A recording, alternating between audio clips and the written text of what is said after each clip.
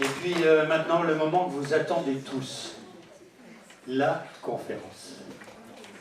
Nous avons coutume de dire que quand on se met en route dans la résolution des questions complexes, en abordant des questions personnelles, comme ces deux jeunes femmes viennent de le faire pour nous, nous ne sommes plus les mêmes à l'issue de ce processus. Et je sais qu'au cours d'une année de terminale, on change.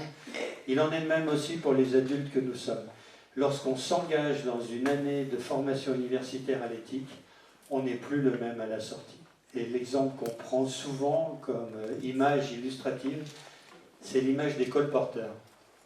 Vous savez, à l'automne, un homme quitte sa vallée montagnarde, franchit le col juste avant la grande chute de neige et part dans d'autres vallées pour vendre ses produits et au printemps en rapporter d'autres.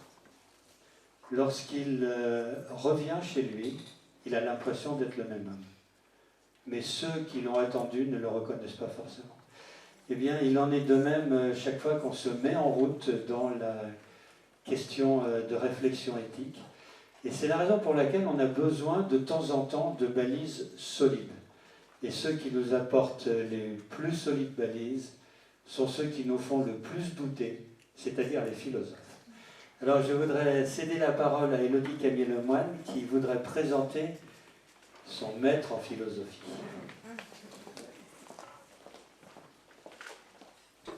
Merci beaucoup, bienvenue à toutes et à tous. Alors, je vais vous présenter notre conférencier de ce soir, il s'agit de Jean-Philippe Piron. Je suis très heureuse de te présenter, on se connaît de longue date.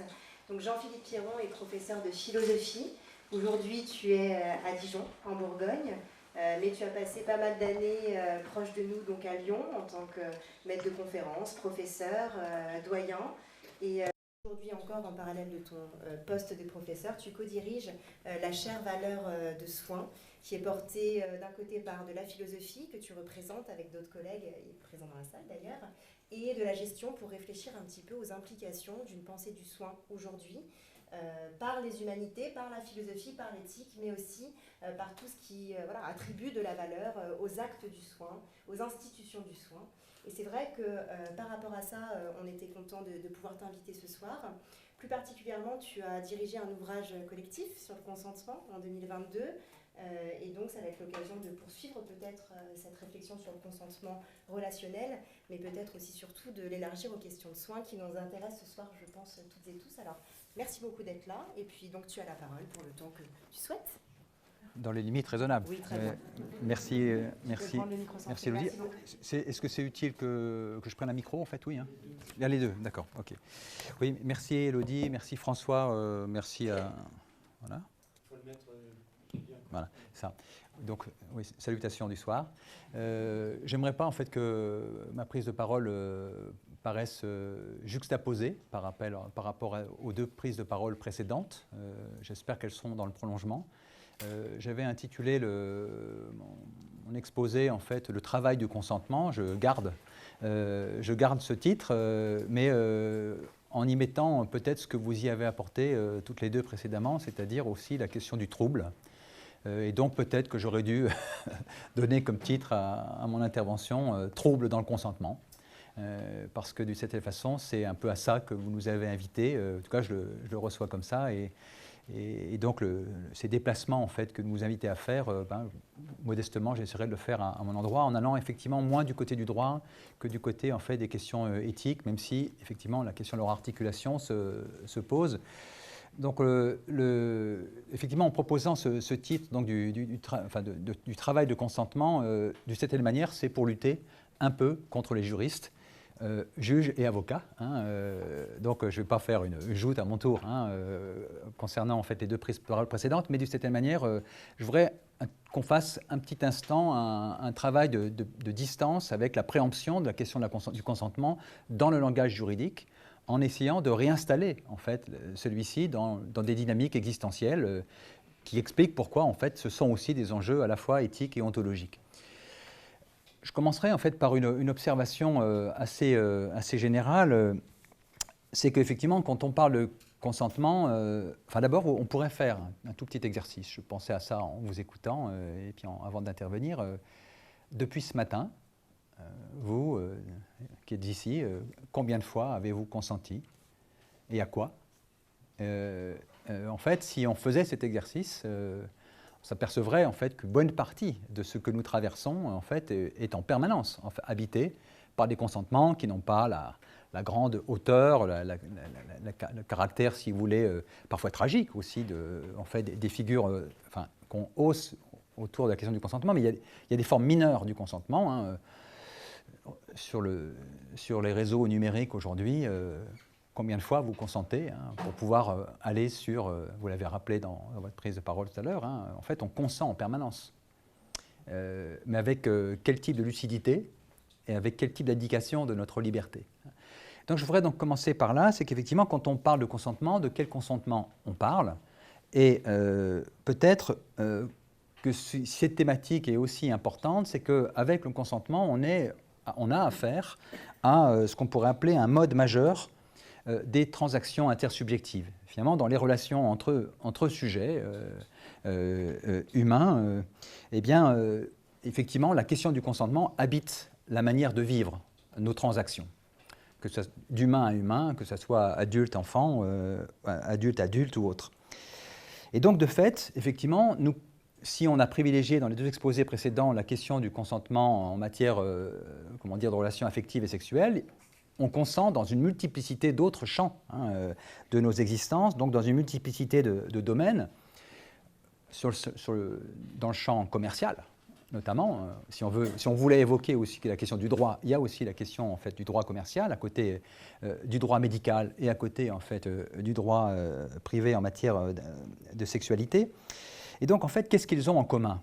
Avant de voir qu'est-ce qu'ils ont de différent, en fait, cette question du consentement, elle consiste à dire que tous autant que nous sommes dans des situations que, pour une bonne part, nous n'avons jamais choisies. Le philosophe Karl Jaspers, comme beaucoup de penseurs en fait, de ce qu'on a appelé les philosophies de l'existence, Sartre ou d'autres, en fait, de Beauvoir, à sa manière, en fait, ont éminemment en fait, travaillé ce concept de situation en disant effectivement que nos existences, pour une part, sont en situation. On n'a pas choisi le milieu où on est né. Donc, les rencontres, pour une part, en fait, de ceux qui seront nos collègues de travail, etc. Donc, nous sommes en situation, mais l'exercice de notre liberté, c'est de se demander comment on peut être par ces situations dans lesquelles nous sommes. Autrement dit, donc l'enjeu de la question du consentement, elle est effectivement de questionner qu'est-ce que c'est que pour nous le site de nos existences. Et donc, avant les consentements multiples qui font nos vies, et les renoncements aussi, qui font aussi nos vies, il y a un consentement premier, presque originaire, celui de vouloir continuer de vivre. S'il y a un inconvénient d'être né, il y a, comment dire, dans la question du consentement, cette volonté de faire que ce hasard de la naissance, par des choix continus, par des consentements continus, fasse une vie. Et donc la question du consentement, elle est d'abord, en fait, je crois, enracinée de façon originaire dans une acceptation primordiale. Pourquoi je suis là? Pourquoi j'accepte d'être là? Avant que cela prenne la forme d'une vie de famille, d'un milieu professionnel ou d'un contexte associatif. Donc cette dimension primordiale, elle me paraît majeure parce qu'elle tonalise une manière en fait d'être au monde, elle reçoit une manière d'être au monde, même si, effectivement, dans les contextes qui font nos vies, la question du consentement va se préciser, va prendre des formes plus particulières, celles qu'on a évoquées dans les deux exposés précédents, celles dont je vais parler à propos notamment de ce qu'on appelle le consentement éclairé. Donc dire qu'il y a un consentement originaire, c'est dire effectivement qu'une bonne partie de nos existences, elle consiste à réinstaller dans le champ du choix quelque chose qui ne relève pas d'abord du choix, qui a une dimension d'involontaire profond de nos existences, qu'il s'agit de reprendre dans le registre du volontaire, pour reprendre une thématique chère à un philosophe comme Paul Ricoeur, qui dit ça, il dit finalement, qu'est-ce que c'est que consentir, dit-il. Il a cette formule que je trouve, qui résume finalement sa philosophie du consentement. Il dit, le consentement, c'est la joie du oui dans la tristesse du fini. Il y a une joie, celle effectivement d'y engager sa liberté, mais dans une tristesse, celle de ne pas s'auto-construire totalement, celle que pour une part, nos existences ne relèvent pas totalement de notre détermination. Donc de ce point de vue-là, donc ce consentement relativement à nos sites d'existence, à nos situations d'existence, bon gré, mal gré, parce qu'il y a aussi du bon gré, mais il y a aussi du mal gré, eh bien nous tentons d'en faire nos histoires et aussi de choisir nos combats. Et aussi de choisir nos combats, c'est-à-dire en fait, effectivement, il y a des champs que nous choisissons d'investiguer, d'investir en disant là, la question du consentement me paraît dramatiquement majeure, enfin à investir.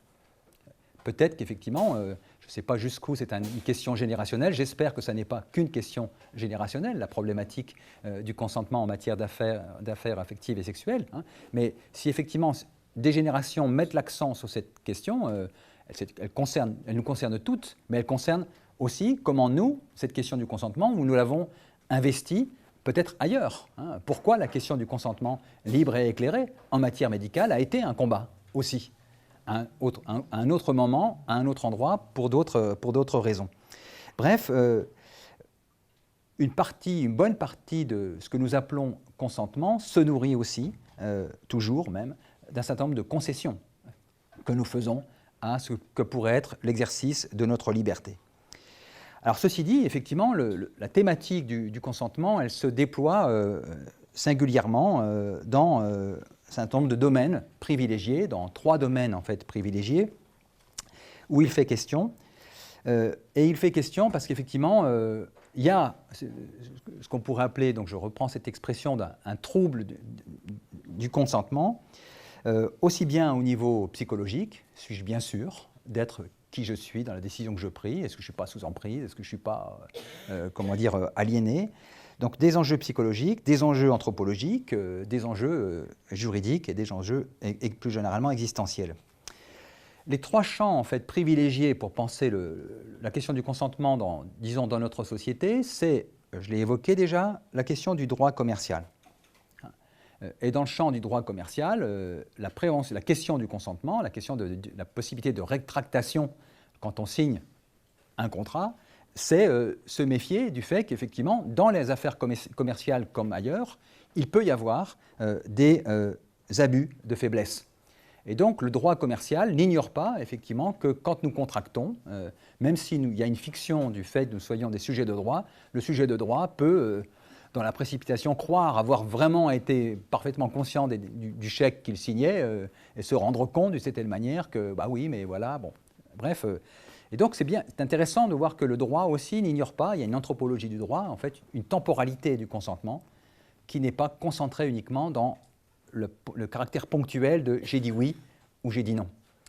Donc, il y a le droit commercial, il y a le droit médical, où effectivement, dans le champ en fait, du droit de la médecine, se joue effectivement une dynamique importante qui est effectivement que dans le champ de la médecine, des décisions sont à prendre qui engagent des existences, parfois avec des enjeux de morbidité.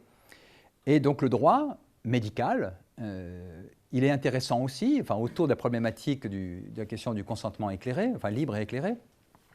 Et il redit quelque chose qui est important pour les soignants, pour tous les soignants, hein, c'est que les relations de soins sont des relations entre sujets qui reposent, on l'espère, sur de la confiance, mais qui sont protégées, en fait, par le fait, effectivement, de ce qu'on pourrait appeler un contrat, hein, qui fait qu'effectivement, la relation de soins est aussi encadrée par le droit. Ici, ce que je veux ici dire, c'est qu'en fait, la plupart du temps, dans le champ en fait, médical, les relations entre soignants et soignés se passent bien. Et donc, la plupart du temps, le droit connaît ce qu'on appelle, alors, les juristes font une distinction entre ce qu'on appelle la judiciarisation et la juridicisation. Hein, et donc, cette distinction, elle est intéressante. La notion de consentement libre et éclairé relève de ce qu'on appelle la juridicisation du droit, enfin du soin, pardon, et de la relation médicale. C'est-à-dire qu'effectivement, le droit pacifie les relations intersubjectives parce que le droit, assez lucide, n'ignore pas ce que Kant, en son temps, appelait l'insociable sociabilité des relations humaines. Nous aimons être ensemble, mais très très vite, quand nous sommes ensemble, nous nous insupportons, nous nous défions, nous nous parfois dominons. Et donc, il y a une sagesse de cette façon en fait, du droit qui n'ignore pas que la conflictualité et que les rapports effectivement de domination existent aussi, ou peuvent exister dans le champ du droit, mais dans le champ médical. Mais dans le champ de la juridicisation, la plupart du temps, elle est, si je puis dire, indolore. Vous rentrez à l'hôpital, vous signez des documents, vous sortez de l'hôpital, vous signez des documents. Si tout s'est bien passé, il n'y a pas de difficulté. Ça posera la question de savoir, effectivement, vous allez même signer des formulaires de consentement libre et éclairé. Vous les signez. La question, c'est qu'est-ce qui se passe dans ce moment de signature, hein? Est-ce que c'est ça le consentement, hein? Mais en tout cas, c'en est une figure. Ce n'est peut-être pas toutes les figures du consentement en contexte médical, mais c'est une des figures. Mais si ça se passe mal, le fait qu'il y ait eu signature, le fait qu'il y ait eu contrat, il y en a que ça arrange. Hein? Donc ça pose une vraie question. Le consentement libre et éclairé, pour qui? Hein? Pour tous, hein? Soignants, soignés. Et donc, comment faire pour que ce soit effectivement pour tous? J'en parlerai dans quelques instants, je ne développe pas plus que ça, mais en tout cas, c'est important d'observer que quand on parle de juridicisation, on parle du caractère paisible que le droit installe dans les relations entre soignants et soignés, caractère paisible qui est de temps en temps soulevé lorsqu'il y a des crises, lorsqu'il y a des conflits, lorsqu'il y a des abus, par, cette fois-ci, de la judiciarisation. La question de la conflictualité, la question du procès, toutes ces choses en fait dont on sait qu'elles existent parce que la médecine est très humaine elle aussi. Et puis donc le troisième champ où la question du consentement se déploie, donc ça a été vous l'avez très bien exposé, enfin je n'ai rien à dire, je ne suis pas prof, hein, quand je dis très bien ce que je veux dire, enfin vous en avez très bien rendu compte, hein, ce n'est pas un jugement de valeur, hein, je ne mets pas une note, hein, c'est effectivement la dimension des relations affectivo-sexuelles.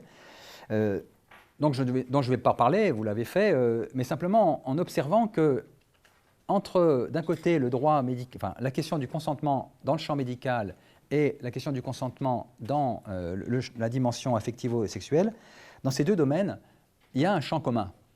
Il y a un élément en fait partagé, c'est le fait effectivement qu'on touche dans ce contexte au corps, hein, au corps vécu, hein, dans sa dimension intime et dans le fait que l'imminence de la décision, que ce soit dans le champ affectif ou dans le champ médical, l'imminence des décisions à prendre rend les questions de consentement très difficiles à trancher, en fait, troublantes. Et je reviendrai tout à l'heure dans quelques instants sur pourquoi c'est troublant. Alors ça pose effectivement une question que finalement à sa manière François a signalé tout à l'heure, c'est pourquoi la question du consentement en matière affective et sexuelle est devenue paradigmatique dans nos sociétés de la réflexion sur le consentement, alors que c'est celle du consentement éclairé qui l'était il y a 30 ans. Donc il faut s'interroger un tout petit peu sur cette question, c'est ce que je vais faire dans quelques minutes, en prenant simplement le temps d'une longue incise, que je formulerai en deux temps, en fait. La première incise, c'est quand même un espace éthique qui nous invite, donc je voudrais revenir malgré tout réinstaller en fait cette question du consentement dans les problématiques, disons, d'éthique. Et donc je le ferai en deux temps. Le premier, d'abord, c'est redire que finalement, derrière la question du consentement se construit ou s'explicite une philosophie de la liberté, hein, qui est engagée autour, effectivement, de comment nous exerçons nos choix, notre liberté dans des situations. Hein. Je disais tout à l'heure, être par dans et par des situations.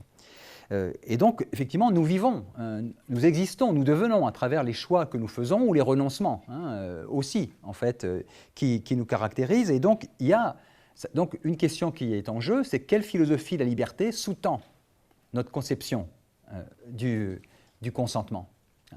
Alors, je ne vais pas faire un cours sur la question de la liberté, mais cette question est effectivement majeure, parce que si effectivement on considère que consentir, c'est tant bien que mal, d'une certaine manière, une forme de renoncement, c'est-à-dire une forme d'abdication, parce que quand on consent, ce n'est pas un choix total de la situation, c'est finalement, eh bien à ce moment-là, en quoi consiste ma liberté? Elle consiste à vouloir que les choses arrivent comme elles arrivent, dans une figure un peu appauvrie, en fait, de la définition stoïcienne de la liberté. Bref, pourquoi le consentement n'est pas la résignation? c'est ça qui est en jeu, en fait, autour de cette question de liberté. Mais de l'autre côté, effectivement, le consentement se méfie, en tout cas la catégorie de consentement, se méfie d'une autre définition de la liberté, qui est celle, en fait, d'une puissance de choix absolue, radicale et non située. Celle du libre arbitre qui fait que je n'ai jamais été aussi libre que quand je suis sous des formes aliénées où je peux toujours dire non. Ce qui est en question, c'est que finalement, effectivement, devant cette conception un peu solaire, peut-être insolente, de la liberté, en fait, il y a une voie tierce qui est celle que creuse la question du consentement, c'est celle du travail du consentement, qui dit qu'il n'y a pas de liberté sans libération.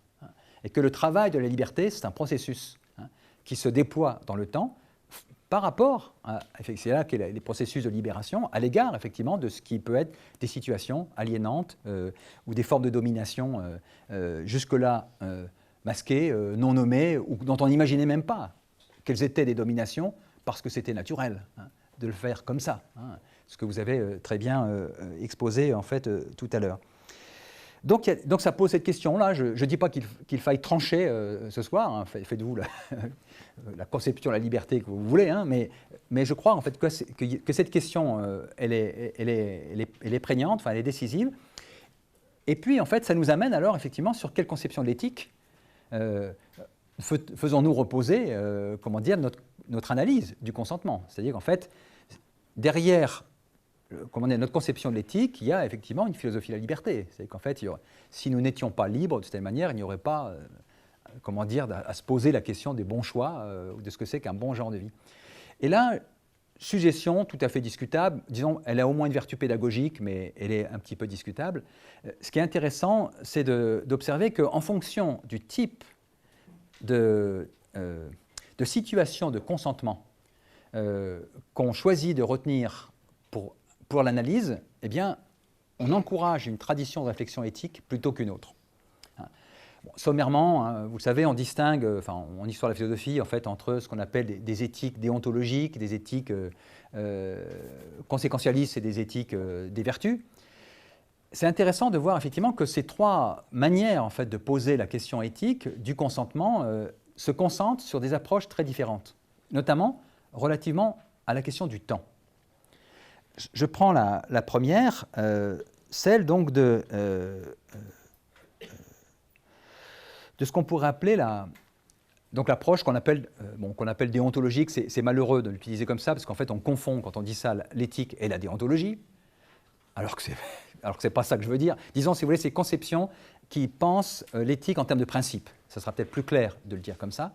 Donc en termes de tu dois ou en termes de principe. Et en fait, pour les approches kantiennes, pour faire simple, et en fait, dans une conception de ce type, qu'est-ce qu'on va dire ? On va dire il y a consentement si je peux dire que dans la situation où j'ai un choix à faire, je suis toujours considéré comme une fin et non simplement comme un moyen, comme dit notre cher Emmanuel Kant. Bon. Ce qui est intéressant, c'est que Kant, lorsqu'il dit ça, il dit il y a des situations dans lesquelles je suis considéré comme une fin et non seulement comme un moyen. Le critère, c'est est-ce que je suis reconnu dans ma dignité pleine et entière comme fin en soi et non seulement comme un moyen. J'insiste là-dessus parce qu'il y a une lucidité de Kant qui consiste à dire que la plupart du temps, nous sommes dans des situations où nous sommes des moyens les uns pour les autres. C'est vrai en matière de sexualité, c'est vrai aussi pour le soigner à l'égard du soignant. Il faut bien qu'il vive, le soignant. Donc il faut qu'il ait des malades, etc. C'est vrai en matière commerciale. Donc en fait, l'idée kantienne, en fait, de quel est le critère qui permet d'orienter dans l'action, c'est bien, est-ce que le consentement est tel qu'effectivement, que de façon ponctuelle, je peux considérer que ma liberté n'a pas été soumise à des motifs qui en feraient une forme d'aliénation possible. De manière ponctuelle. C'est-à-dire que finalement, la grandeur de l'analyse kantienne, c'est de nous fournir un critère pour nous orienter dans l'action, mais un critère ponctuel, une boussole, d'une certaine façon. Pour sortir du trouble, il y a une boussole. Est-ce que je suis considéré comme une fin ou non comme un moyen ? La question, en fait, déroutante de la question des métiers du sexe, c'est cette question-là qu'elle nous pose, même si, en fait, vous l'avez plutôt située sur le terrain du droit. Une seconde approche, c'est celle des approches qu'on pourrait appeler conséquentialistes. Le calcul des chances. Une décision est bonne si les conséquences qu'elle engendre profitent pour le plus grand nombre. Alors, je vais dire quelque chose qui va peut-être vous énerver, mais ça mettra peut-être l'occasion qu'on en discute. D'une certaine manière, la façon qu'on a de concevoir le consentement par formulaire interposé, donc le recueil du consentement à l'entrée des établissements de santé, signé là, c'est ici que ça se passe, eh bien, pose la question de savoir si ça n'est pas une approche très conséquentialiste, en fait, du consentement, qui consiste à dire, ce qu'on prévient, c'est les risques possibles de conflictualité qui pourraient advenir. C'est une question qu'on peut au moins se poser, parce qu'effectivement, ce qu'on fait quand on fait ça, on ramène la question du consentement libre et éclairé du côté du déontologique et du juridique, mais au sens de la déontologie, au sens du caractère presque juridique de la question. Donc en fait, on ramène, quand on fait ça, la question du consentement, non pas du côté d'un travail, mais du côté d'une procédure, qui a un avantage du point de vue de ses conséquences. Je le disais tout à l'heure, parce qu'on avait le consentement, donc. Et ça, c'est intéressant de l'observer, parce que je prends un exemple. À quel endroit, c'est une question qu'on peut se poser, que nous nous posons ce soir, finalement, quand on parle de consentement libre et éclairé, où est-ce qu'on le recueille dans le champ médical? Parce qu'il y a un arbre qui cache la forêt, c'est le formulaire. Mais je prends un exemple, je pensais à cet exemple, mais j'espère qu'il est bon, mais peut-être que vous en avez des meilleurs. La rédaction des directives anticipées. Ce que je voudrais, pour moi, en situation de fin de vie. Quand on observe que ceux qui rédigent leurs directives anticipées, je ne sais pas qui est-ce qui parmi vous l'a fait, quand on observe en fait que quand on rédige ces directives, on les réécrit assez souvent. En fait, qu'il y a une histoire de cette rédaction que j'avais écrit dans un contexte où j'étais à peu près en pleine forme, et puis voilà, en fait, l'histoire de cette réécriture des directives, c'est ça le travail du consentement. C'est qu'en fait, c'est un processus. Ce n'est pas, une formulation procédurale. Bref, et troisième manière, donc j'amène ici une troisième façon d'envisager la question du consentement, c'est effectivement de réinstaller la question du consentement dans sa trajectoire historique, dans une histoire de vie. Quand je dis trajectoire historique, c'est au sens d'une histoire d'une existence. C'est qu'en fait, comment la question en fait, du consentement, elle concerne le genre de vie que nous voulons mener. Et là, il y a une troisième tradition d'éthique, donc qu'on appelle les éthiques des vertus ou les éthiques de la vie bonne, en fait, qui parlent moins en fait, de consentement que d'adhésion, réfléchie et délibérée, à un type d'existence. Mais en fait, qu'est-ce qu'elles disent? C'est qu'effectivement, la question du consentement, elle ne se résout pas à l'ici et maintenant de ce que j'ai pu dire ou de ce que j'ai pu faire, mais elle est réinstallée dans la constellation d'une histoire, et qui a par conséquent des variations, des tonalisations existentielles de celle-ci, qui fait qu'effectivement, une directive anticipée rédigée quand elle a 75 ans, ou aujourd'hui, on pourrait faire cet exercice, ou le faire à 80 ou à 85 ans, elle dit ça. Bon. Donc ça veut dire, je finis sur cette longue parenthèse, mais en fait pour dire effectivement quel type d'éthique sous-tend la conception que nous nous faisons en fait du consentement. Eh bien, j'aurais tendance à dire en fait que l'avantage de la troisième, qui est celle pour laquelle j'aurais tendance à plaider quand je parle de travail du consentement, l'avantage de celle-ci, c'est qu'en fait elle permet de réinstaller le critère kantien du suis-je une fin ou non dans une situation. Bien, dans ce parcours, autrement dit, elle réinstalle la question de la critériologie, de la lucidité, en fait, dans le consentement que je donne, à l'intérieur d'une histoire de vie. Elle ne l'empêche pas, autrement dit, je pense qu'on a tort, c'est un débat, qui est un débat qui est important, en fait, on a tendance, si vous voulez, quand je dis on, la philosophie analytique anglo-saxonne a tendance à segmenter ces trois approches éthiques comme si elles étaient non réconciliables, alors qu'en fait, dans la plupart du temps, elles s'articulent. Mais bon, je ferme la parenthèse. Ce que je voudrais essayer de vous montrer, c'est ça. C'est qu'en fait, elles ne s'opposent pas, mais elles s'articulent dans la manière de travailler. Alors ceci, donc ces éléments généraux étant posés, si vous voulez, je reviens à la question que je posais, que je n'ai pas honorée, qui est en fait pourquoi la question du consentement en matière affective et sexuelle est-elle devenue le paradigme de la question du consentement dans nos sociétés. Bon. Alors, je ne vais pas répondre complètement à cette question, mais quand même quelques bribes de réponses.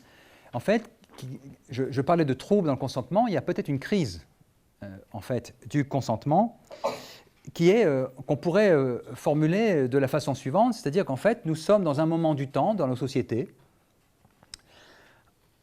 que certains nomment en fait la modernité tardive. Alors, on peut discuter cette catégorie, c'est une catégorie que j'emprunte à l'école de Francfort, pour le coup, aux philosophes de l'école de Francfort, en fait, qui définissent en fait, la modernité tardive comme étant une société post-traditionnelle. Société post-traditionnelle. Et en fait, qu'est-ce que ça veut dire? Ce n'est pas une formule nostalgique, hein, ce n'est pas la nostalgie d'une société en fait, où les traditions définissaient en fait, pour chacun ce qu'il avait à faire, telle sorte qu'il n'avait pas à sortir de ce qui traditionnellement se faisait. Enfin, en matière de mœurs sexuelles, on voit ce que ça a donné aussi. Hein. Vous parliez de patriarcat tout à l'heure, c'était quand même de ça dont on parle. Hein. Mais en fait, donc, quand il parle de société post-traditionnelle, ce qu'ils veulent dire, c'est que nous sommes effectivement, du moins pour ces sociétés de l'Europe occidentale, dans un moment où en fait tout ce qui nous semblait évident doit être ou devrait être redéfini.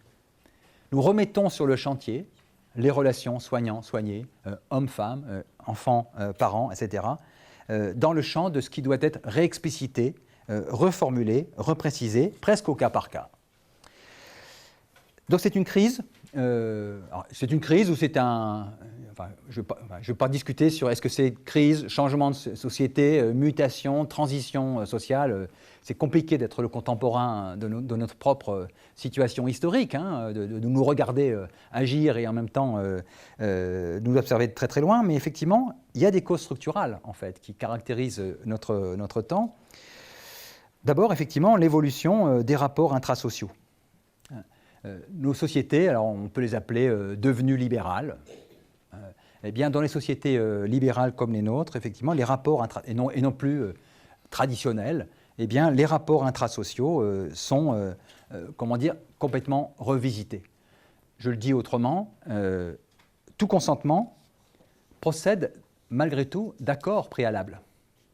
Hein, il procède une bonne partie d'accords tacites. Et telle sorte qu'il n'est pas nécessaire d'avoir à les reformuler. Or, eh bien, ce qui est en train de se passer dans notre société, c'est que tous ces accords tacites ou informulés sont réinstallés dans le champ du discutable, du formulable, du réseauifiable, au sens des réseaux sociaux. Bref, nous sommes les contemporains d'une forme, je ne dis pas ça, je redis de façon nostalgique, hein, mais les contemporains d'une forme d'effondrement du sol des accords tacites sur lequel se fonde un monde commun et des relations possibles.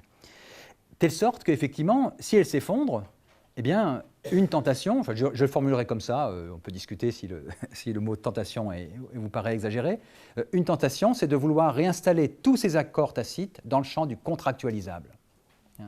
Donc remettre dans le champ du juridique une bonne partie des manières de faire intrasociales qui se faisaient implicitement, on appelait ça les mœurs, avec l'inconvénient qui est attaché à cette catégorie en fait, de mœurs. Bref, s'il y a une fin, au sens une disparition des bonnes mœurs, l'exemple des filles de mauvaise vie, qui peuvent être des garçons, l'illustrer à sa manière, eh bien de fait, il y a la question du contractuel qui se reformule, et c'est ce qui caractérise de ce point de vue-là nos sociétés qu'on appelle libérales, c'est-à-dire en fait qui se remettent à discuter de ce qui, jusque-là, ne l'était pas.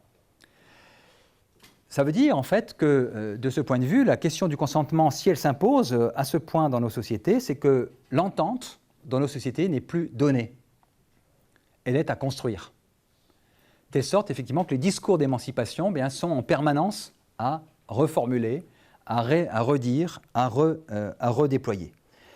dans de multiples champs, je ne développe pas, mais en tous les cas, effectivement, ça veut dire effectivement que la question des rapports, disons, sociaux de domination, dans de multiples champs, hein, ils ne sont pas que dans les questions en fait, de la domination masculine, hein, il y a de multiples champs d'investigation, si on peut dire, bien, de fait, sont ici engagés. Alors, il y aurait d'autres enjeux structurels, hein, la question de la transformation identitaire de nos sociétés, la question de la pluralité des conduites possibles, comment on fait avec le pluralisme des existences, hein, le fait qu'effectivement, dans les sociétés post-traditionnelles, il n'y a pas un style de vie qui ferait la norme, hein, il y a une pluralité, et comment on vit avec la pluralité, hein, comment on la vit avec, et non pas comment on la neutralise. Hein, bref, la question des facilités communicationnelles, la possibilité de créer des communautés là où autrefois les individus croyaient qu'ils étaient tout seuls, hein, la question des mal nommés réseaux sociaux, hein, de cette façon, qui fabriquent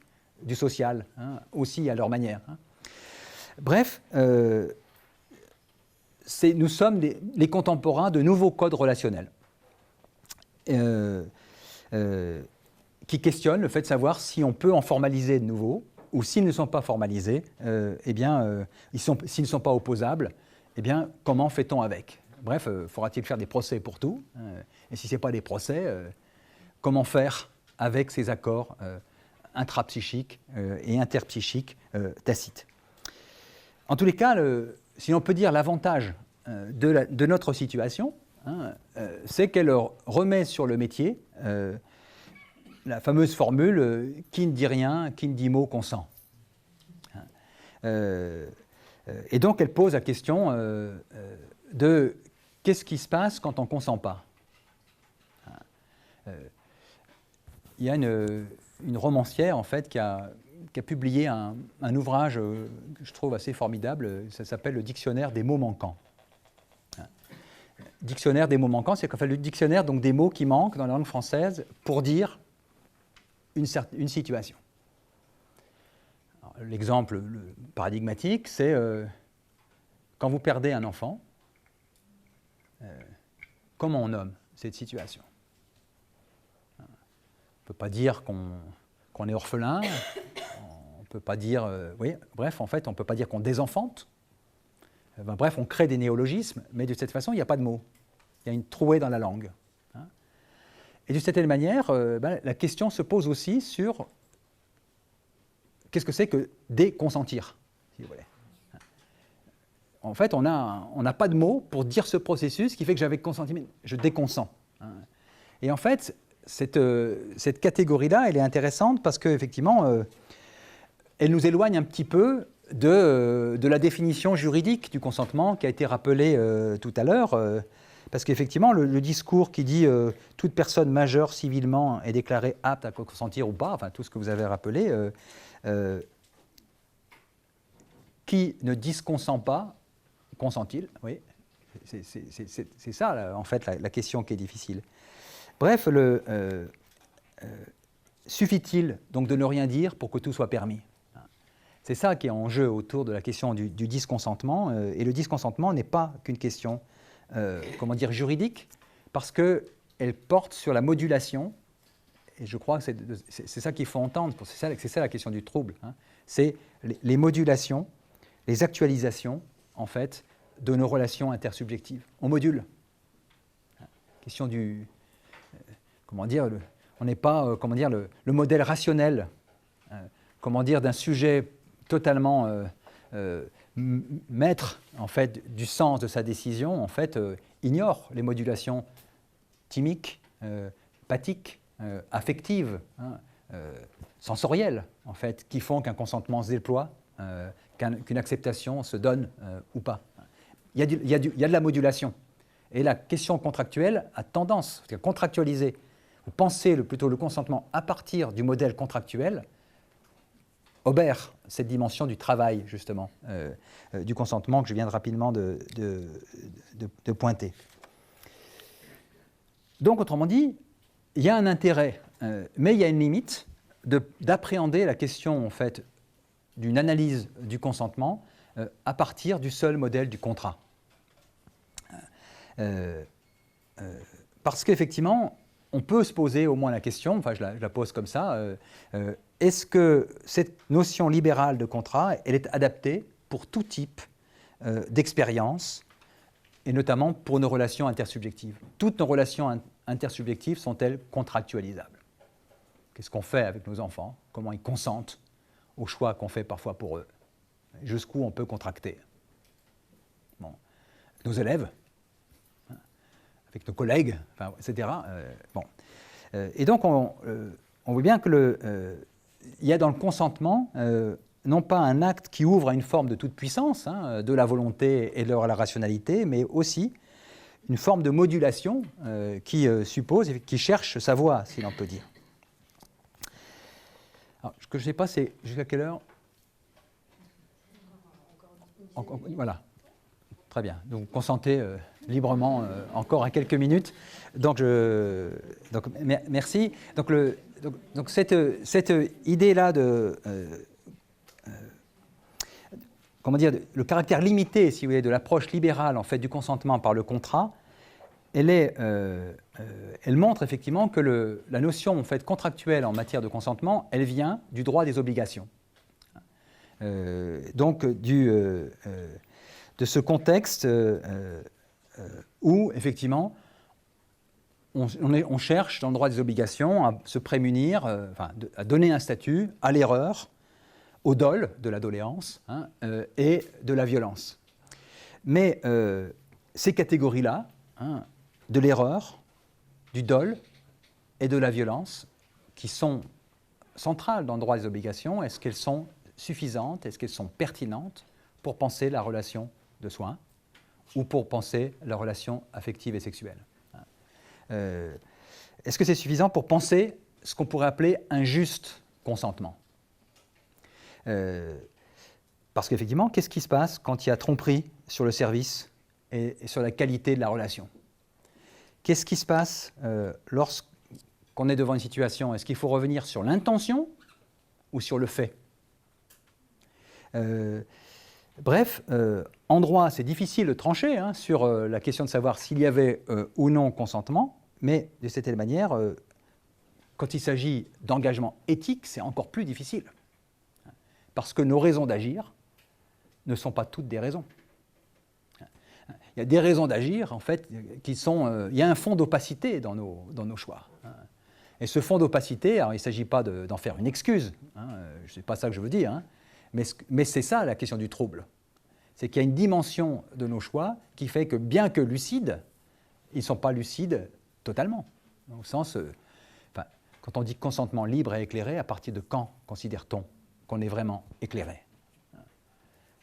Il y a une question, à un moment donné, on arrête la question de l'éclairage, parce qu'il faut bien prendre des décisions.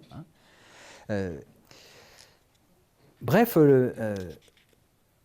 cette question donc, d'une approche uniquement juridique, elle doit être, à mon avis, tempérée pour effectivement revenir sur la dimension de la temporalité qui est engagée dans le travail en fait, du consentir. Alors, il y a des repères en fait, qui peuvent nous servir ici, et je voudrais au moins m'arrêter au moins sur deux éléments en fait, qui peuvent éclairer justement la délibération éthique. Parce qu'effectivement, s'il y a question du consentement, c'est parce que dans les relations intersubjectives, il peut y avoir, on l'a dit, des rapports de violence, des rapports possibles de contraintes, et aussi des formes en fait, de violence qui s'exercent, on en a parlé déjà tout à l'heure, en termes de surprise. Et en fait, la surprise, elle a un sens physique. Je ne m'y attendais pas. Elle a un sens matériel, un contexte où on crée la surprise, la rue noire et la pénombre que vous évoquiez tout à l'heure. Et puis, elle a une signification psychique, la surprise. C'est qu'en fait, comment, devant une situation qui fait événement, je ne peux pas l'intégrer dans mon histoire? C'est ça la surprise aussi. Donc, elle n'a pas qu'une signification matérielle et physique, elle a aussi un retentissement existentiel. Et donc, effectivement, la surprise, de ce point de vue-là, elle vient, par la tétanie en fait, de la subjectivité, produire une sorte de vice du consentement. Parce que dans ce cas-là, effectivement, elle coupe court à ce qui se passe lorsque d'ordinaire nous délibérons, c'est-à-dire l'élaboration d'une réponse. Donc quand on parle de viol par surprise, c'est ça qu'on veut dire. C'est qu'à un moment donné, le sujet est empêché de pouvoir élaborer une réponse. Donc il faut du temps pour ça. Et précisément, on crée des situations où il n'y en a pas. Enfin, donc c'est toute la force, je vais dire, des formes de prédation dans ce contexte. Donc la question, c'est comment laisser à la réponse du consentement le temps de s'élaborer. Alors, je laisse la question en matière affective et sexuelle, mais dans le champ du soin, c'est ça l'enjeu. Recueillir le consentement libre et éclairé, c'est travailler aux conditions temporelles qui permettent à un consentement d'avoir le temps de s'exposer et de se formuler. Alors, c'est compliqué quand le temps est presse, je sais bien, c'est compliqué quand le temps des soignants est lui-même contraint, enfin, on sait tout ça, et donc la question du temps de consentement dans une société de l'accélération ou dans une industrie de la santé rattrapée par une société de la vitesse, c'est un problème. Et on comprend pourquoi on a tendance à le procéduraliser. Parce que ça a l'avantage de rattraper le temps qui passe d'une certaine façon. Mais en faisant cette économie, on s'empêche d'accueillir, non pas de recueillir, mais d'accueillir l'élaboration du consentement. Donc il y a ce premier critère, la question de quelle réponse à la surprise. Et le second critère, c'est aussi la question de l'emprise. De l'emprise, donc, qui, en tant que contrainte, a un rôle majeur dans la question dans l'élaboration d'un juste consentement. Parce qu'effectivement, l'emprise, là aussi, de façon un peu provocatrice, tout à l'heure, vous l'avez rappelé, l'emprise ne se situe pas, elle ne s'exerce pas seulement sur des sujets qui seraient fragiles. On l'a appris, la vulnérabilité, ce n'est pas pour l'autre. Ce n'est pas les autres qui sont vulnérables, nous le sommes tous d'une certaine manière, et donc cette dimension du passif dépendant ne concerne pas certains publics qui seraient, dévolus à subir, des formes de domination, là où effectivement la question de l'emprise concerne tout à chacun.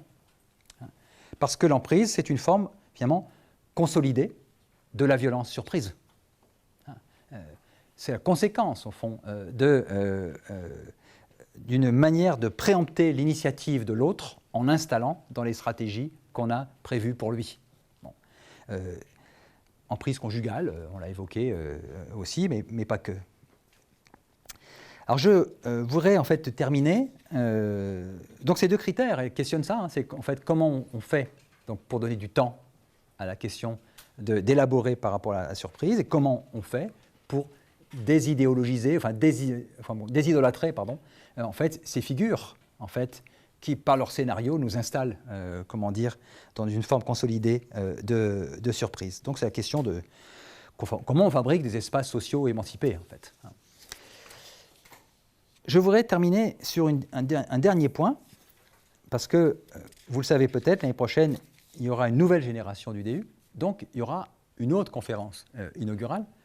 Et donc, il faut laisser, pour le prochain ou la prochaine, la place. Je voudrais donc terminer là-dessus. Le consentement, en matière d'éthique, est-il le dernier mot de la réflexion éthique ? Est-ce qu'on n'a pas tendance à monumentaliser la question du consentement comme s'il était la clé de toute conduite éthique, telle qu'effectivement, si j'ai le consentement, alors j'ai bien fait mon travail. Bref, comment résister à la monumentalisation des concepts en matière d'éthique? C'est vrai en général pour toute catégorie, mais c'est vrai aussi pour celui-ci. Parce qu'effectivement, on le sait bien, obtenir un consentement prononcé n'est pas le passe-droit pour un tas d'autres de situations où il y a la complexité, où il y a du trouble. Donc la valorisation du consentement ne dit pas que le consentement éclairé est la fin de toute délibération ou de toute question éthique. Parce qu'effectivement, si effectivement le devoir que je peux avoir, c'est de faire en sorte que dans la relation intersubjective, il y ait consentement, la question, au fond, du devoir excède en amont et en aval la question du consentement. Il y a des devoirs avant la question du consentir, la question de l'obligation de répondre à l'appel à l'aide, par exemple. Pourquoi je vais me charger de celui qui me demande de l'aide? C'est pas un problème. C'est aussi une question éthique, mais elle n'est pas du côté du consentir. Et après, et en aval, une fois qu'on a consenti, qu'est-ce qu'on fait? Donc, la question de l'accompagnement, du soutien, etc. Bref, le consentement, même libre et éclairé, dans sa grandeur, est quand même très maigre et, est rabougri ou cache l'arbre de la forêt de la réflexion et de la délibération éthique. Parce qu'effectivement, l'expérience humaine ne se résume pas simplement à des adhésions contractuellement formalisées. Bref, le consentement, il élabore des aspects de la volonté dans ses relations avec la volonté d'autrui, mais en même temps, le consentement ne peut pas nous masquer le fait qu'effectivement nos volontés sont marquées par des attentes, par des ambivalences, par des disponibilités à certains moments et des indisponibilités à d'autres, par des incohérences, qui fait qu'effectivement, nous menons parfois nos vies de manière pas complètement linéaire, et ce n'est pas forcément un problème. Bref, un juste consentement, bien sûr, il peut être processuel, mais peut-être, non pas seulement il peut être, peut-être qu'il doit être processuel. C'est qu'un juste consentement, c'est un consentement qui, en permanence, c'est là la veille éthique, pourrait être l'objet d'une réévaluation constante, étape par étape. Ce que je disais tout à l'heure à propos des directives anticipées, elle dit ça. On en est où, maintenant, qu'on est ailleurs? Bref, donc, un juste consentement pourrait être, premier trait, processuel. Deuxième trait, il devrait être conditionnel, révisable, révocable, réajustable. On n'en a pas fini avec l'autre parce que c'est un autre. Et puis, troisième trait, il devrait être symétrique à l'intérieur de rôles éclairés, même si on ne cesse de dire que la relation soignant-soigné est une relation asymétrique. Et à ce moment-là, effectivement, on a une boussole pour penser effectivement, à un accompagnement du consentement, pensé comme une histoire partageable. Je m'arrête là-dessus. Merci de votre écoute.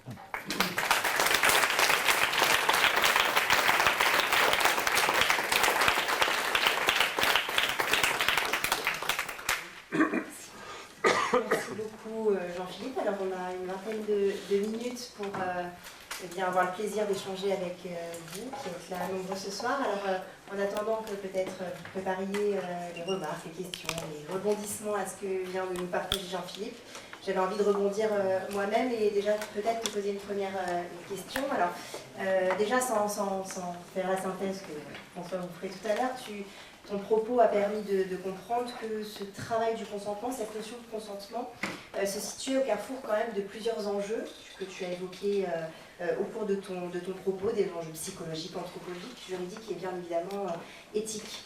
Ce qui a semblé intéressant aussi, c'est que ce travail du consentement suppose un lien à la liberté. Donc je pense que l'une des questions philosophiques, mais aussi très pratiques, c'est quel est le lien entre consentement et liberté, entre le consentement qui ne serait qu'une résignation et le consentement qui serait une pleine puissance de décision. Comment peut-on comprendre l'ambivalence de ce consentement? Et dans les situations de soins, dans les relations avec les autres, comment être au fait que le consentement n'est pas manichéen, que ce n'est pas soit oui, soit non. Tu nous as rappelé aussi, et ça c'est très intéressant, que le consentement apparaît toujours dans des situations. Et donc qu'il y a des lieux pour le consentement, qu'il y a des temps pour le consentement et que finalement, considérer que le consentement est un processus peut se considérer dans une durée, ça peut être intéressant pour la question du soin, pour la question de la relation de soin. Effectivement, la question du champ commercial, la question des relations affectives et sexuelles et la question du soin, autant de domaines où le consentement apparaît et pose des questions parfois assez différentes.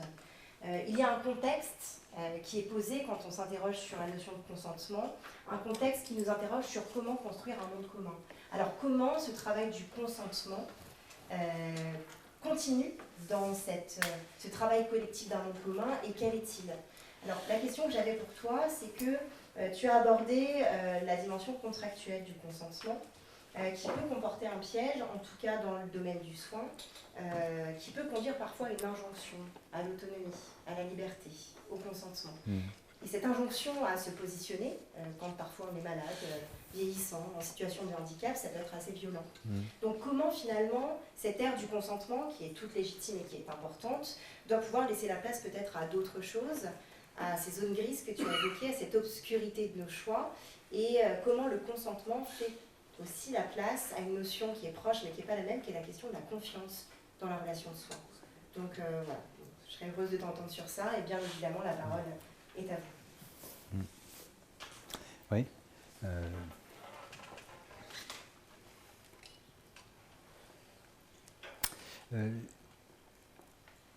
Je dirais en fait comme ça, en fait Ricoeur, enfin encore lui, en fait fait une distinction entre ce qu'il appelle comment dire, le contrat de soins et le pacte de confiance. Et en fait, quand il distingue ça, ce qui veut dire, c'est qu'effectivement, dans les sociétés libérales comme les nôtres, une bonne partie de nos interactions, elles sont garanties et protégées par le droit. Les étudiants qui arrivent à la fac, ils ont une carte d'étudiant, mais en fait, ça veut dire qu'ils sont protégés comme tels, et que la relation qu'ils ont avec leurs enseignants, elles sont contractualisées. Ils ont le statut, et ce sont des statuts. Et donc, la logique donc, du statutaire, elle a l'avantage en fait, de rendre une bonne partie des relations relativement rééquilibrées, symétriques, comme je disais tout à l'heure. Mais effectivement, elle a l'inconvénient de construire une fiction utile et nécessaire, qui est celle, effectivement, de sujets pleinement comment dire, libres et de ce qui les engage et totalement rationnel, enfin totalement, en tout cas pleinement rationnel dans la manière de s'investir dans une relation. Ce qui n'est pas le cas, c'est une fiction. Une fiction nécessaire, en raison du caractère justement polémique parfois en fait, de nos relations interhumaines. La question de la confiance, elle se situe en amont de la question du contrat, parce qu'effectivement, elle relève, comment dire, alors, d'un processus, comment dire, d'élection mutuelle, qui en fait échappe à la question du contractuel, parce qu'elle relève d'une forme d'adhésion qui, pour une part, ignore de ce qui s'engagera dans la relation avec l'autre. Il y a un piège de l'étymologie de vouloir résoudre les problèmes philosophiques uniquement par eux. Donc on dit, vous dites confiance, oui, dans confiance, c'est la foi. Donc on dit, si je me fie à quelqu'un, c'est précisément parce que je ne sais pas à quoi je m'attends. Ça ne suffit pas. Mais ce que ça dit, c'est qu'effectivement, la question de la confiance, elle relève de ce que j'appelais tout à l'heure de ces accords tacites qui portent sur une dimension existentielle et affective, qui porte sur la question de la coexistence des sujets, voire la coexistence des libertés. Et d'une certaine manière, ce qui rend les soignants humains, c'est qu'ils n'oublient pas que sous les dimensions contractuelles qui font qu'effectivement, ils n'ont pas choisi les gens qu'ils soignent. C'est tant mieux, il n'y a pas de relation a priori élective. On ne choisit pas encore ses malades. On peut avoir sa patientèle comme on a sa clientèle, mais la fonction contractuelle, c'est d'éviter cette dimension de l'élection, mais il se trouve que néanmoins, il y a dans la relation de soins une dimension en fait, qui revient, c'est de la confiance qu'on se donne sur, comment dire, et au fond, qu'est-ce que c'est que la confiance qu'on se donne? C'est la confiance qu'on se donne, qui est qu'une vulnérabilité s'en remet à la compétence de l'autre. Et donc c'est effectivement une manière au fond, la confiance, c'est une manière de réinstaller une forme d'équilibre dans une relation qui est déséquilibrée en raison d'une vulnérabilité liée à la maladie, quoi. Et donc ça questionne comment cette dimension-là, comment on la rend, au sens presque pictural du terme. Quel est le rendu de la dimension de la confiance dans les pratiques de soins qui sont rattrapées par les logiques du temps. C'est qu'en fait, le contractuel, il a tendance à rendre invisible cette dimension de la confiance. Et en fait, ça revient parfois quand même. C'est la question du cadeau, c'est la question du merci, c'est la question des silences partageables. Enfin, Donc il y a toute une partie de la pratique de soins, non immédiatement lisible dans la logique du contrat, mais en fait qui est de l'ordre d'une fiance partagée, hein, d'une foi partagée entre soignants et soignés. Une petite élaboration. Hein. Merci beaucoup. Alors la parole est à vous. On fera circuler un micro, pardon, si c'est nécessaire. On peut échanger comme ça. Oui. Oui, très bien. Oui, merci.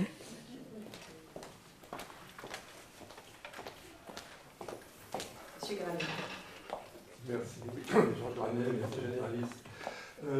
Merci pour votre exposé, c'est extrêmement intéressant. Alors j'aurais une remarque et une question. La remarque, en particulier dans le domaine du soin, la valeur du consentement éclairé est directement corrélée à la qualité de l'information. Et c'est là que le plus souvent que le bas blesse, si j'ose dire.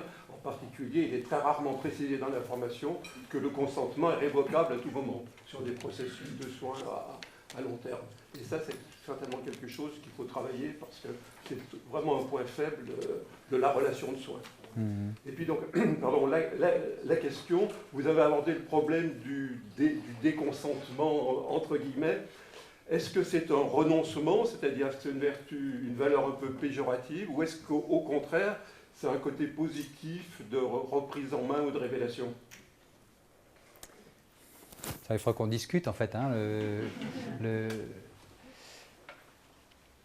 sur la première observation, ce que vous dites enfin, sur la question de l'information, ça appelle a priori pas réponse de ma part, mais je voudrais quand même le faire. De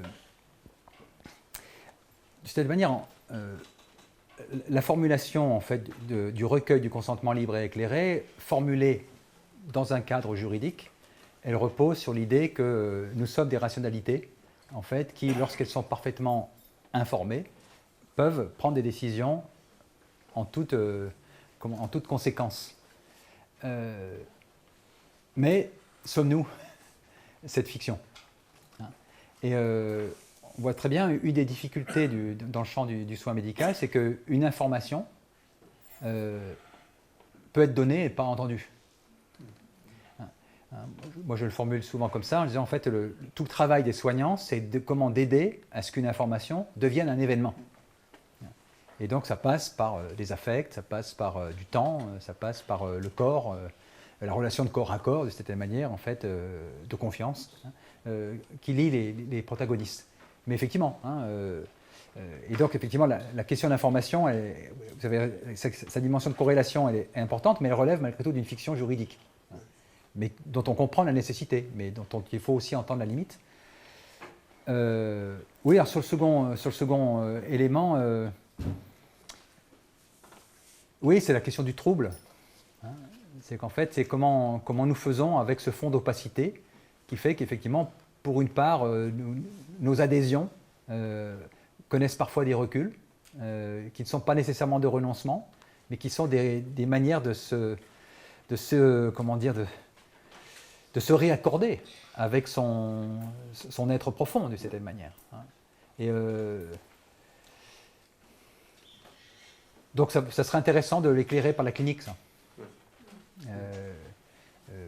C'est qu'en fait, comment vous en êtes les témoins de ça.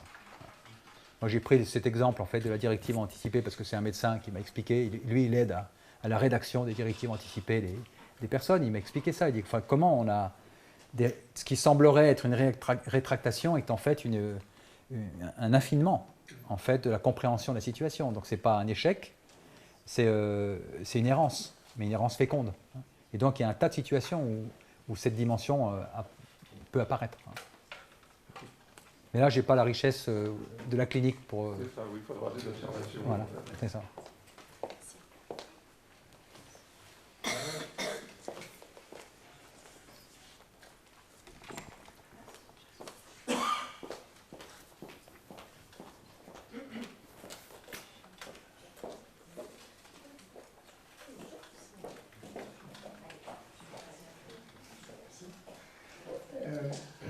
En vous écoutant, je me posais la question,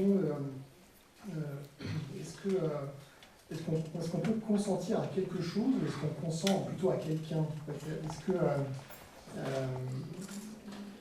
étant donné la dimension intersubjective et étant donné le contexte, on ne consent pas vraiment à un acte ou à un contrat assigné, mais plutôt aussi à la personne qui nous le présente. Voilà. Je voulais savoir comment vous pensiez là-dessus. Ouais.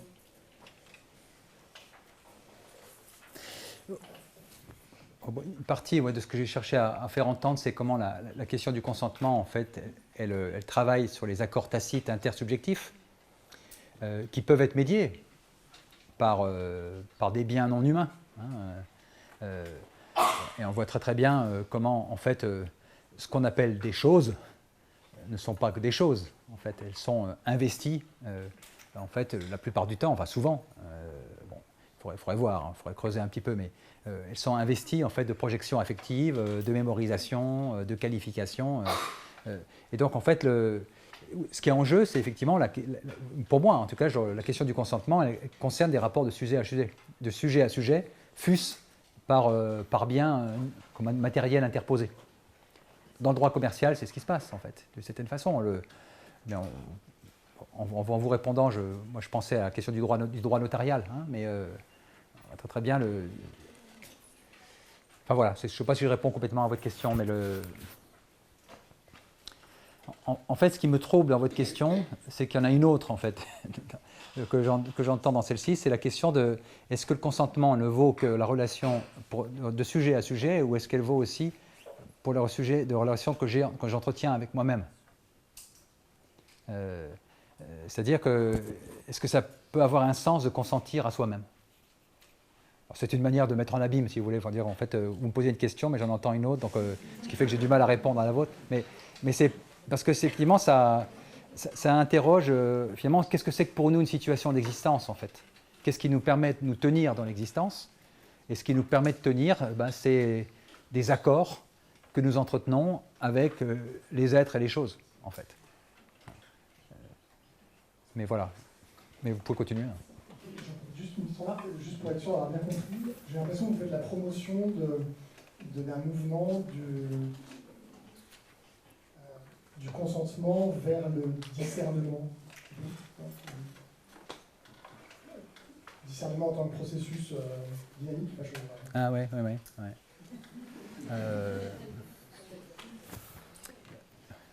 Peut-être. Oui, c'est-à-dire qu'en fait, j'aime pas trop ces mots promotion que j'aime pas, mais en fait, c'est intéressant. En fait, là, il y a deux promotions qui se passent le témoin. Donc, si promouvoir, c'est augmenter dans l'être, je veux bien faire de la promotion. Et donc, oui, c'est-à-dire qu'en fait, s'il fallait, c'est ce que j'ai un peu dit tout à l'heure sur la question entre les différentes éthiques des vertus déontologiques ou conséquentialistes, ce qui me paraît intéressant dans les approches, disons, plutôt téléologiques ou les éthiques des vertus, c'est qu'elles réinstallent la question du consentement dans un parcours temporel dans lequel, effectivement, il y a un processus de délibération et de discernement qui peut se déployer. Et donc, de ce point de vue-là, effectivement, c'est une façon non pas de s'opposer, mais en tous les cas de mettre un tout petit peu la pédale sur une exaltation d'une approche trop contractuelle du consentement. En ce sens-là, oui. Oui, merci Jean-Philippe. Vous avez abordé la question du consentement, on va dire, dans un espace commercial, dans un espace de soins. Est-ce que par exemple, si on prend l'espace soins, le consentement tient compte, bien sûr, du public concerné? Je précise, on a abordé de façon un peu générale cette question du consentement, mais que dire du consentement en pédiatrie? Que dire du consentement des personnes particulièrement vulnérables avec des déficiences intellectuelles ou des personnes empêchées par la parole? Et du coup, je reboucle avec une autre idée qui est, est-ce qu'il n'y a pas, à l'intérieur de ce consentement, d'autres formes d'adhésion, de consensus, à un projet? Et autrement dit, est-ce que la question de l'assentiment vous interpelle? Merci. Oui, c'est un très beau mot, le mot d'assentiment, parce qu'en fait, il vient, tempérer, une une conception, comment dire, du consentement trop saturée de verbalisation et de ce que suppose en fait la verbalisation, c'est qu'en fait un langage rationnel, relativement clair, et une maîtrise en fait de la capacité d'entrer justement dans une forme de discussion. Avec la question de l'assentiment, vous allez vers une approche plutôt affective de cette dimension du consentement. Alors c'est intéressant. Alors, effectivement, ce que ça dit, c'est que si on commence à rentrer dans la singularité des sites et des situations où elles s'exercent, c'est effectivement comment on tient compte de celles-ci.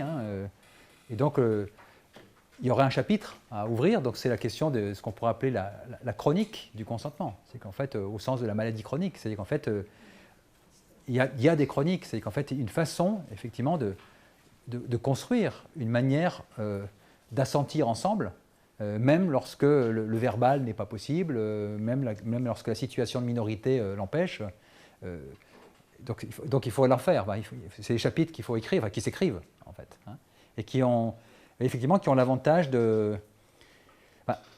le modèle, comment dire, juridique du consentement, les juristes sont des gens de parole, et donc en fait ils sont construits sur le modèle justement d'une langue positivement formulée.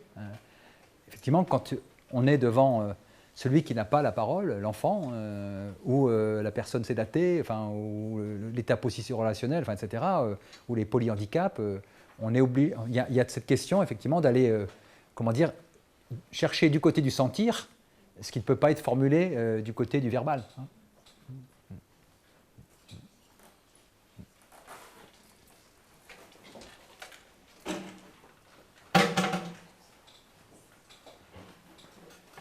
Moi, j'avais une petite question pour revenir du coup un peu sur cette notion de consentement.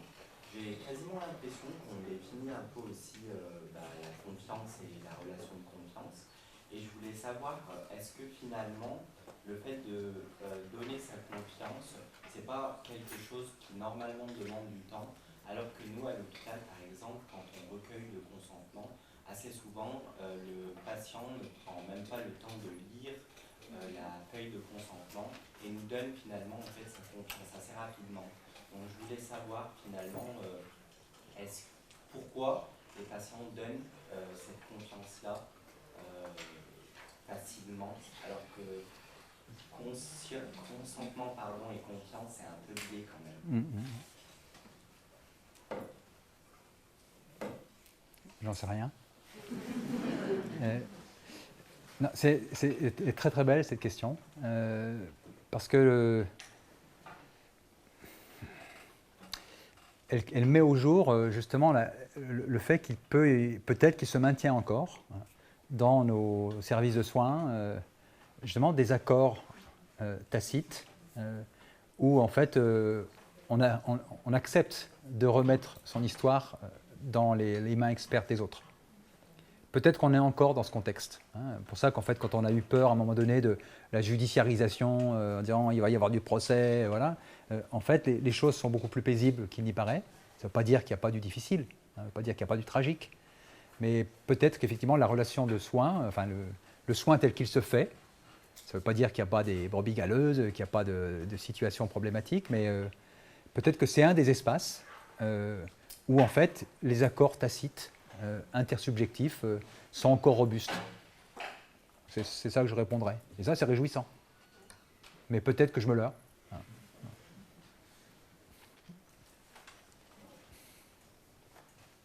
Je ne connais pas votre prénom, mais je vous ai aperçu ce matin et j'aurai l'occasion, je pense, de vous retrouver demain et après-demain, puisque vous êtes dans cette nouvelle promotion dont parlait Jean-Philippe Pierron et votre question est entrée en résonance avec une question justement que je m'étais posée en écoutant Jean-Philippe. Et un des axes que j'aurais envie de vous proposer, qui est quelque chose qui a beaucoup travaillé Jean-Philippe, c'est celui de l'hospitalité, en fait, et de nos institutions encore. Et c'est encore, il est important aujourd'hui, comme encore des lieux, justement, à la fois d'accueil et voilà. Et cette confiance, elle est aussi à rattacher, je pense, à cette dimension historique de nos institutions hospitalières comme des lieux d'accueil inconditionnels et inconditionnés. Et aujourd'hui, avec la question du consentement, si, comme l'a évoqué Jean-Philippe tout à l'heure aussi, finalement, le consentement devient procédure et plus processus. Et donc, si le consentement, en fait, est porté par des injonctions administratives, je utilise le sens administratif dans un sens négatif ici, volontairement, et qu'il n'est pas porté ni partagé dans une dimension soignante et dans une intention soignante, hein, typiquement, c'est, voilà, peut-être que certains d'entre vous ont déjà été hospitalisés, il y a beaucoup de soignants dans la salle. Quand on passe de l'autre côté, déjà, c'est pas simple, mais quand on arrive dans un service d'urgence, on est plié en deux. Et que la première chose que l'on demande, c'est la carte vitale, et de remplir effectivement un questionnaire et un papier, et qu'on nous donne l'injonction de nommer une personne de confiance alors que nous avons le libre choix de ne pas le faire, et bien là, en fait, quelque chose se casse, quelque chose se brise. Et en écoutant Jean-Philippe tout à l'heure, je me suis dit effectivement que la question du consentement, s'il est formalisé exclusivement dans des procédures et qu'il est posé comme ça, en fait, il vient d'emblée briser un potentiel lien thérapeutique, un lien de confiance qui n'a pas encore eu lieu. Et c'est véritablement dommage. Et donc après, derrière, les soignants, notre mission, c'est aussi finalement de réussir à identifier ça et de rattraper ce qui déjà vient d'être brisé.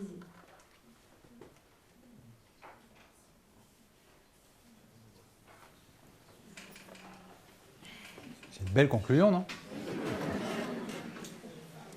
Bien, bah, écoutez, on va remercier le professeur Jean-Philippe Pierron. Merci.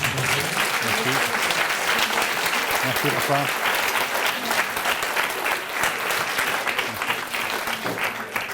Alors, ce n'est pas une synthèse, hein, c'est plutôt une perspective que je voudrais vous proposer.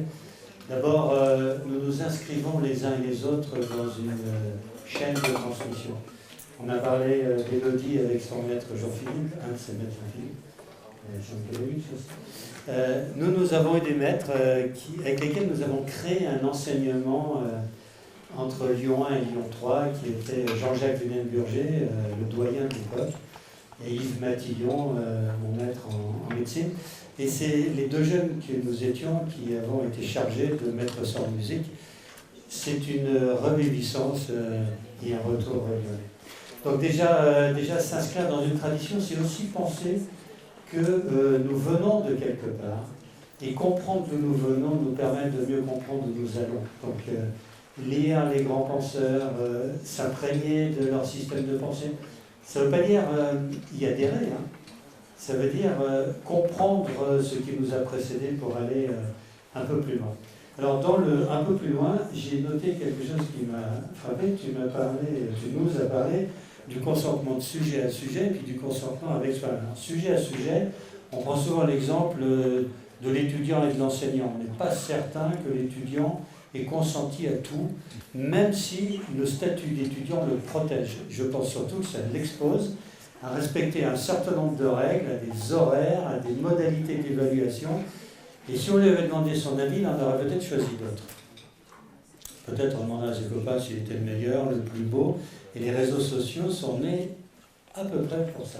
Puis après, il y a le consentement de l'enfant avec les parents. Pas sûr que pour son bien, l'enfant soit d'accord et pour consentir à tout ce qu'on lui impose d'une certaine façon. Même si l'éducation est respectueuse, il y a un certain nombre de décisions qui sont prises pour lui. Je salue un entraîneur sportif là-haut, ils sont même deux, parce que je leur ai demandé de venir écouter, s'ils en avaient l'occasion, la conférence sur la fabrique du consentement. Qu'est-ce que c'est finalement cette relation entre l'entraîneur et le sportif? Le sportif aurait peut-être bien envie d'arrêter à un moment, et l'entraîneur dit non, en faisant ça, tu vas gagner encore X points, X compétences, X places, et en plus c'est vrai. C'est-à-dire que ce consentement qui lui est demandé de façon très implicite, en réalité c'est pour son bien, ou pas, mais ça sera peut-être l'objet d'une autre... le consentement qui va nous être demandé sous peu entre l'électeur et l'élu. Avons-nous vraiment consenti à ce que l'élu fait pendant les 5 ans de son mandat? C'est pas toujours certain, à un point tel que les électeurs regardent ce qu'a fait leur élu, pour savoir si c'est vraiment dans l'axe, même s'ils avaient voté pour lui, et surtout s'ils n'ont pas voté pour lui. Et je disais, finalement, la meilleure façon de consentir pour un enfant, c'est de bien choisir ses parents. Oui. Là, il se met à l'abri d'un certain nombre de désaccords qui ne manqueront de toute façon pas de survenir. Alors on a dit tout à l'heure que le futur n'était plus ce qu'il était, ça c'est la postmodernité, tu nous l'as rappelé. La modernité, c'était que le futur était ce qu'il était, on pouvait compter dessus, c'était sûr et certain, en tout cas solide. Ça pouvait s'améliorer ou se désagréger en cours de route, mais enfin au moins il y avait une perspective. Aujourd'hui, on s'interroge sur le fait qu'il y en ait vraiment une. Et ce que je me disais en t'écoutant, c'est que tu nous disais que tout consentement procédait d'accords préalables tacites. Ça n'est vraiment plus le cas. On discute de tout, et ça me rappelle un projet européen dont j'avais été coordonnateur il y a une vingtaine d'années déjà, où les collègues des 27 pays ont évidemment tous leur cadre de référence culturelle différents, et on sait bien que la somme des points de vue individuels ne fera jamais un point de vue collectif, et donc il faut arriver à se mettre d'accord. Et l'Allemand se tourne vers moi, qui était pourtant chargé de coordonner, et me dit, écoute, tu sais, chez nous, la loi c'est la loi, et la règle c'est la règle. J'ai l'impression que chez vous en France, il ne parlait pas de l'Italie, j'ai l'impression que chez vous en France, c'est juste une bonne base de discussion. Eh bien, je me demande si la notion de consentement, revisitée en permanence, revue, retravaillée, ressollicitée, parce que finalement, on sollicite un consentement, mais on revient en permanence pour s'assurer qu'il est toujours valide ou qu'il y a lieu de le reprendre. Eh bien, j'ai compris en écoutant nos deux jeunes femmes à propos du consentement, c'est que si c'est pas oui, c'est non. Vous ne nous l'avez pas dit, mais je l'ai entendu dans ce que vous nous disiez. Et que se passe-t-il quand on ne consent pas?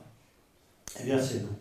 Et sur ces paroles-là, je voudrais vous dire que malgré tout, nous avons beaucoup progressé. Je vais vous lire ce que le président du Conseil national de l'Ordre des médecins écrivait en 1964, il y a 60 ans. Face aux patients inertes et passifs, le médecin n'a en aucune manière le sentiment d'avoir affaire à un être libre, à un égal, à un père. Tout patient est et doit être pour lui comme un enfant à apprivoiser. Le médecin, par contre, quand il domine sa pitié, c'est-à-dire qu'en gros, il maîtrise ses sentiments, et que sa conscience reste en éveil, est seul à pouvoir exercer une volonté agissante. Tout acte médical ne peut être et ne doit être qu'une confiance qui rejoint librement une conscience. Vous voyez qu'en 60 ans, les questions que nous posons ici n'étaient pas celles de nos prédécesseurs, et je pense que nous leur apporterons des pistes de réflexion, à défaut de réponse, dont nos successeurs pourront se saisir. Donc Jean-Philippe, merci beaucoup d'avoir... Merci. Merci.